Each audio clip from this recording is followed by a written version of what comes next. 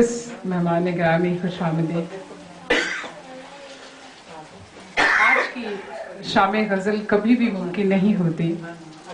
پہلی بات یہ کہ اگر ہمارے مہمان ہمارے ساتھ نہ ہوتے، دوسری بات یہ ہے کہ سابقانہ بھی اگر میرے ساتھ نہ ہوتے ہیں۔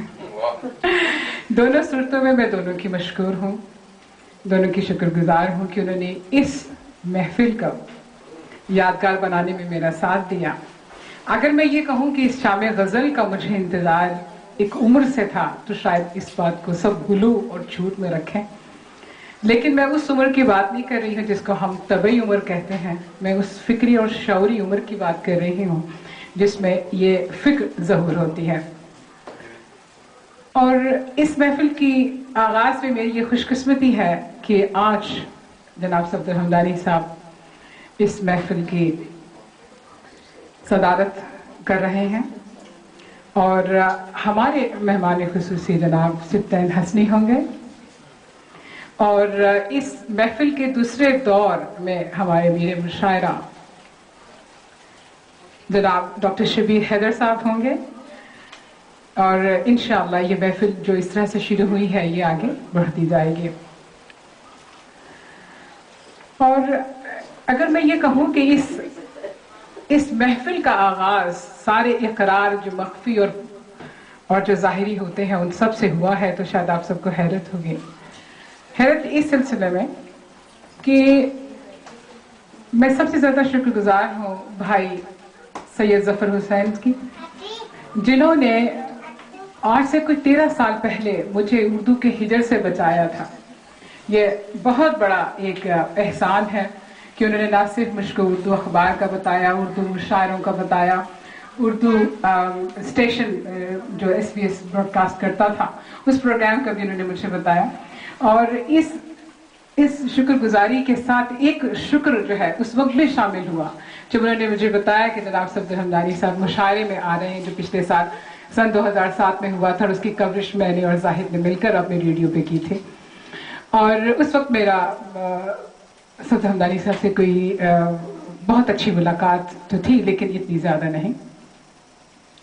ایک اور بات جو میں بہت ہی اطمینان سے آج میں آپ سب سے کہہ سکتی ہوں وہ یہ ہے کہ ہر انسان کا کوئی نہ کوئی تعارف ہوتا ہے۔ مجھے اچھی طرح سے یاد ہے جب میں نے اور زاہد نے یہ انٹرویو کیا تھا جناب صفدر حمدانی صاحب کا، تو انہوں نے مجھے کہا، انہوں نے آن ایئر کہا تھا کہ سید ظفر حسین نے مجھے سڈنی میں انٹروڈیوس کروایا ہے، اور بابا یہ ہمیشہ ہی کہتے ہیں کہ کوئی نہ کوئی ایسا شخص ہوتا ہے جو آپ کو انٹروڈیوس کرواتا ہے۔ میرے ابا جی کہا کرتے ہیں کہ عزت اور شہرت جو ہوتی ہے وہ انسان کو خود ڈھونڈتی ہے، اور وہ منجانب اللہ ہوتی ہے، وہ کوئی کسی کو دے نہیں سکتا،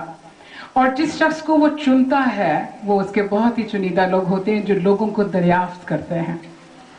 اور مجھے پتہ نہیں کیوں لگتا ہے کہ مجھے دریافت کرنے والوں میں ایک نام جمیل صدیقی صاحب کا، جنہوں نے مجھے ایسے افسانہ نگار دریافت کیا اور دنیا میں متعارف کروایا، اور مجھ سے لکھوانے والوں میں جناب محمود بابر فیصل اللہ ان کو جنت نصیب کرے وہ تھے، اور اس کے بعد میرے سفر کے جو سب سے اہم جسے میں کہہ سکتی ہوں جو تعارف کرانے والے ہیں وہ جناب صفدر حمدانی صاحب ہیں۔ سلسلہ یہ ہے کہ آپ کو کوئی مانے یا نہ مانے، میں اس چیز پہ ہمیشہ قائل رہتی ہوں، اگر کوئی ایک شخص بھی آپ کو مانتا ہے آپ کی پوری سفر آپ کا پورا ہو جاتا ہے۔ مجھے بحیثیت افسانہ نگار انہوں نے مانا، بحیثیت کالم نگار میرے ہاتھ میں قلم پکڑایا، مجھ کو میرا تعارف دیا، مجھ کو کہا کہ تمہارے شعر بہت مضبوط ہیں، جو مجھے بڑے حیران کن کی بات لگی۔ تو ایک طرح سے ایک شاعرہ کا ظہور ہونا شاید جناب صفدر حمدانی صاحب کے ذمہ آتا ہے۔ مجھے سب ایک بات اور بھی بڑی محبت سے پوچھتے ہیں کہ تم ان کو بابا کیوں کہتی ہو؟ اکثر لوگ مجھ سے یہ پوچھتے ہیں کیوں کہتی ہو؟ بات یہ ہے کہ میں نے اپنے ابا سے پوچھا تھا کہ ابا بابا لوگ کون ہوتے ہیں، تو انہوں نے مجھے کہا تھا کہ وہ ایک ایسا سفر ہوتا ہے جو آپ کو منزل تک لے جاتا ہے، اور اس سفر پہ چلنے والا، آپ کا ہاتھ پکڑ کے لے جانے والا وہ شخص ہوتا ہے جس کو ان محفلوں کا، ان باتوں کا جو مخفی اور ظاہری ہوں اس کا ادراک ہوتا ہے، اور آپ کے سفر کو وہ آدھے سے بھی کم کر دیتا ہے۔ ایسے لوگ ہوتے ہیں وہ۔ مجھے آپ سب کے سامنے یہ اقرار کرنے میں کوئی اعتراض نہیں ہے کہ جناب सफदर हमदानी, जिसको मैं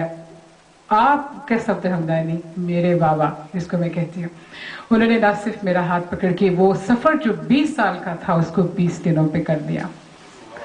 मैं ये जानती हूँ, मुझे यूँ लगता है कि